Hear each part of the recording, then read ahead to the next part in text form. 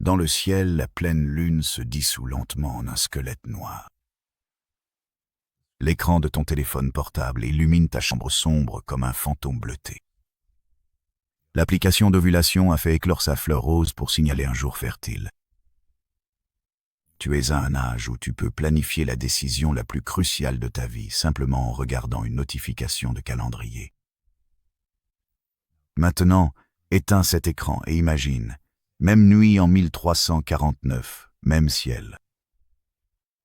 Une jeune femme nommée Alice, qui vit dans une seule pièce au mur d'argile plâtrée, attend elle aussi un frémissement dans son ventre, mais son guide est la surface de la lune. Convaincue que l'utérus se fermera dès que la lune s'amincira, Alice sera considérée comme stérile jusqu'à la prochaine pleine lune. Entre-temps, il y a la maladie, la famine, la peste. Elle ne peut pas attendre. Elle et son mari, Thomas, préparent en secret un vin parfumé à la cannelle. L'Église considère qu'il est péché d'avoir des rapports à cette heure, mais personne ne peut le voir dans l'obscurité. Dans ce vin se trouve le sucre rapide du miel, le cinéole de l'armoise qui fait affluer le sang. Ce que les athlètes, 900 ans plus tard, boiraient comme un booster d'oxyde nitrique, cette nuit-là, l'élixir d'armoise et de miel était destiné à Alice. Dans la même hutte sans lumière, une ceinture de laine de mouton se réchauffe dans les braises mourantes du poêle. Selon la théorie humorale de l'utérus froid, un ventre qui ne porte pas d'enfant est gelé. Lorsque la ceinture est enroulée autour de la taille, la chaleur se mêle au sang et la semence germe. Les compresses chaudes que les cliniques recommandent aujourd'hui pendant la phase lutéale reposent sur la même logique, mais Alice n'a pas besoin de le savoir. Pour elle, un ventre plus chaud signifie une terre plus fertile. Au premier chant du coq, le matin, les cloches de l'église sont encore silencieuses. La fumée s'élève sur la place du village. L'armoise, le genévrier et l'écorce d'orme crépitent sur les braises. La mauvaise odeur est appelée le diable qui porte la maladie. La fumée d'herbe est le bouclier invisible. Les véritables héros secrets de ce rituel sont les molécules cinéole et pinène. Personne ne sait qu'elles brisent les membranes bactériennes, mais tout le monde compte sur les vertus curatives de la fumée. C'est cette chimie qui explique pourquoi nous respirons aujourd'hui si librement les diffuseurs d'huile de sauge. Alice parvient à la cabane de Marjorie, la sage-femme, avant que la fumée ne se dissipe. Marjorie polit son minuscule miroir en coquille de noix à la lueur d'une étincelle et examine le bas-ventre de la femme. Le visage solennel du miroir n'est pas seulement destiné à refléter la lumière sur la paroi utérine, il est aussi censé insuffler à Alice la confiance que « j'ai été vue, je suis prise en charge ». Le corps détendu libère de l'ocytocine, le relaxant musculaire naturel du corps féminin.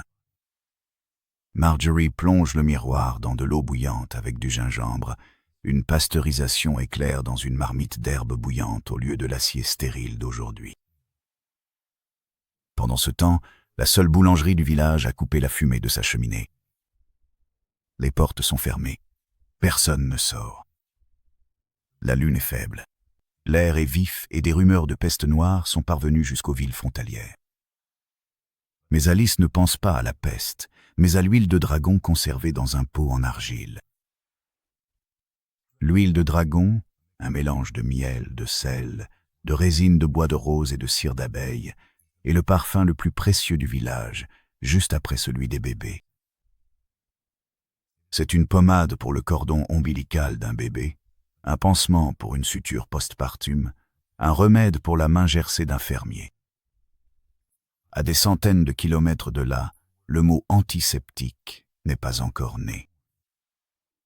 Mais le pouvoir hygroscopique du miel, les propriétés bactéricides du sel et les vertus anti-inflammatoires de la résine ont fait de ce minuscule pot une véritable assurance santé. Le miel est une denrée magique au marché du village. On dit qu'une journée de travail paie une seule bougie, et le miel, c'est le miel de cette bougie. Les abeilles de Thomas sont enveloppées dans des sacs de paille pour qu'elles ne quittent pas la ruche quand l'hiver arrive. La paille est une couverture chauffante pour les abeilles, et le miel est le sirop guérisseur pour l'utérus d'Alice. Le cycle est bouclé. Lorsque la lune est de nouveau pleine, Marjorie installe la salle d'accouchement dans la cabane délabrée. Les fenêtres sont recouvertes de draps de lin.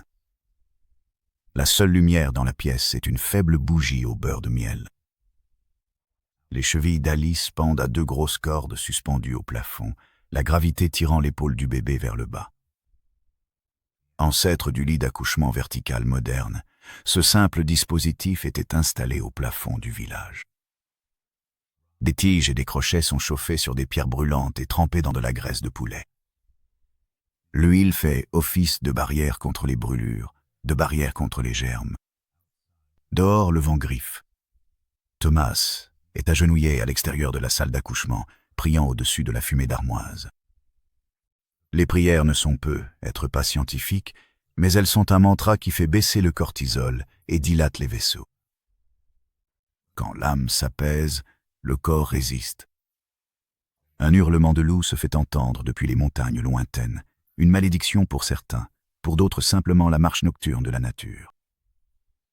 Quand le cri d'Alice couvre le hurlement du loup, la tension de la corde se relâche, l'épaule craque. Marjorie retire le crochet rougeoyant de l'encens et le pose sur le couteau graisseux. Le crochet luit et le bébé glisse. Le bruit des pleurs du bébé résonne contre le plafond blanchi à la chaux de la pièce. C'est précisément à ce son que l'on mesure la paix. Quand le cordon ombilical est coupé, Marjorie ouvre le pot d'huile de dragon. La cire chauffée dégage une légère odeur d'ambre. La moitié de la pâte rouge contenue dans le couvercle du pot est appliquée sur le nombril, un quart sur la déchirure du postpartum, le reste sur les lèvres gercées. Des siècles plus tard, la pâte de miel et de sel entrera dans la littérature médicale sous le nom de pansement antiseptique au miel. Pour l'instant, l'intuition de Marjorie suffira. Dehors, la pleine lune est terminée. Alice ira dans la chambre rouge pour 40 jours. La ceinture de laine sera de nouveau enroulée autour de sa taille.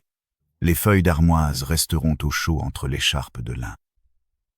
Personne ne franchira le seuil de la porte. La sueur purpérale est exposée au froid, l'âme purpérale au mauvais œil. La pièce est sombre.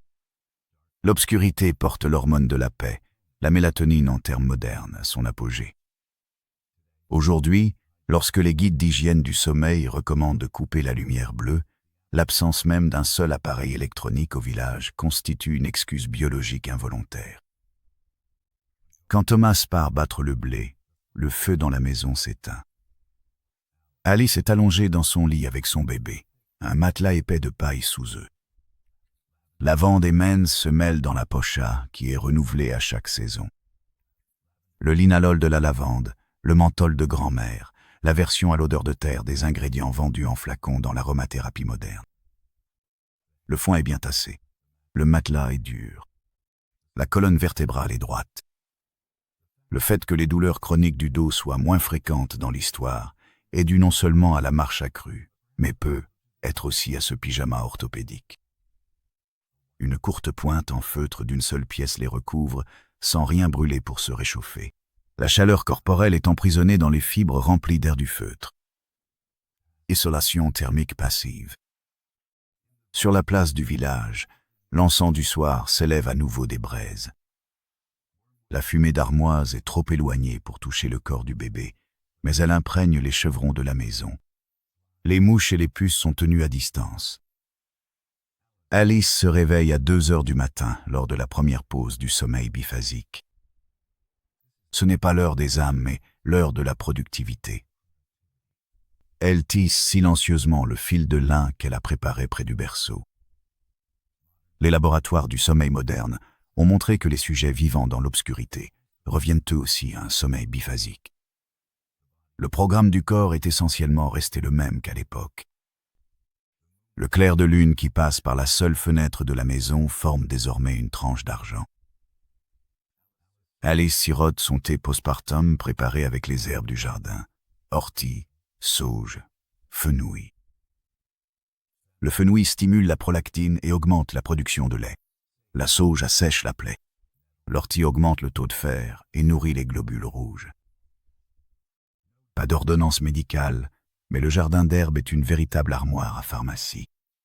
Le lendemain matin, ce ne fut pas la cloche de l'église, mais le bêlement des agneaux et la bonne nouvelle à l'oreille.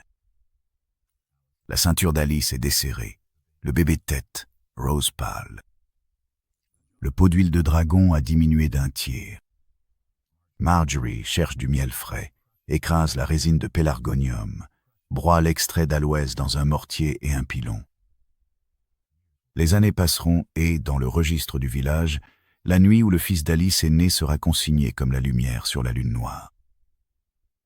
À la même date, d'autres villages seront ravagés par la peste, et celui-ci n'aura qu'une seule victime. Tout le monde l'attribuera à la chaîne de prière à l'église.